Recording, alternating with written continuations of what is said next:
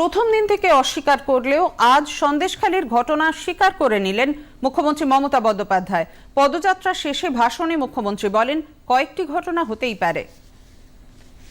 যেভাবে আপনারা কয়েকটা ঘটনা নিয়ে হতেই পারে, হাতের পাঁচটা আঙুল তো সমান নয়। কিছু কিছু জায়গায় অনেক সময় আমাদের নলেজে থাকে না, যদি কোনো কিছু অন্যায় হয়েও থাকে সঙ্গে সঙ্গে আমাদের নলেজে আসলে আমরা সেটা অ্যাকশান নিই। এবং আমি তৃণমূল কংগ্রেস কর্মীদেরও গ্রেপ্তার করতে আমি কখনো কার্পণ্য বোধ করি না। মুখ্যমন্ত্রীর এই স্বীকারোক্তি প্রসঙ্গে আমরা কথা বলে নেব আমাদের সংবাদদাতা প্রসেনজিৎ বক্সির সঙ্গে। প্রসেনজিৎ দা, নারী দিবসের আগের দিন সন্দেশখালীর অপরাধ মুখ্যমন্ত্রী মমতা বন্দ্যোপাধ্যায় কি কার্যত মেনে নিলেন?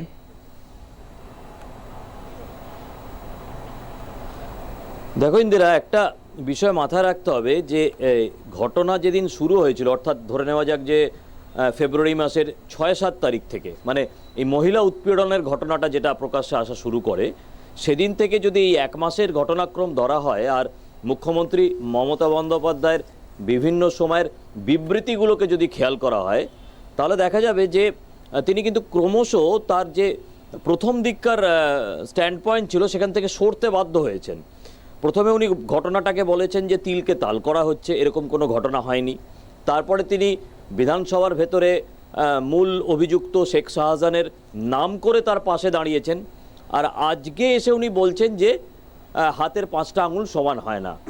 তো তার মানে তিনি এক প্রকার মানতে বাধ্য হলেন যে যে অভিযোগ সন্দেশখালীতে উঠেছে সেই অভিযোগগুলো সত্যি।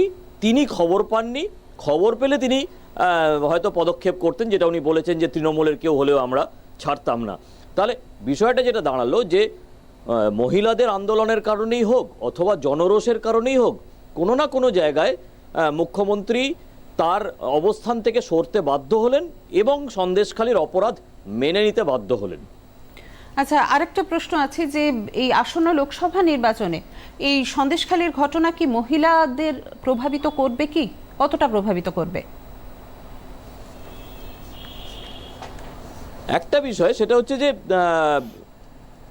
মহিলাদের ওপরে অত্যাচারের ঘটনা যখন নানা রকম কারণে প্রায় প্রমাণিত, মানে যেভাবে শেখ শাহজাহানকে বাঁচানোর চেষ্টা হয়েছে, আদালতের রায় থাকা সত্ত্বেও সিআইডি সিবিআই এর হাতে তুলে দেওয়ার ক্ষেত্রে টালবাহানা করেছে, তো এই সবের কারণে মহিলা জনমানুষের মধ্যে একটা নেতিবাচক প্রভাব তো পড়েইছে।